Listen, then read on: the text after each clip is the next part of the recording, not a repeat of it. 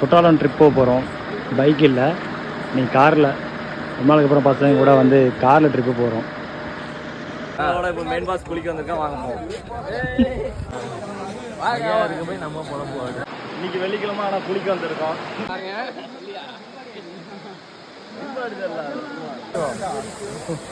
உள்ள போறோம். ஒரு ரவுண்ட் முடிச்சு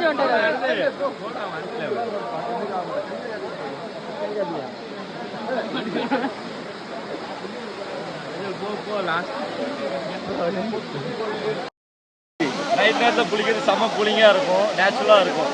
இங்கே அடிக்கிற தண்ணிக்கு நம்ம உடம்புல இருக்கிற எல்லா ஃபிட்டிங்கும் ஒர்க் ஆரம்பிச்சிடும்.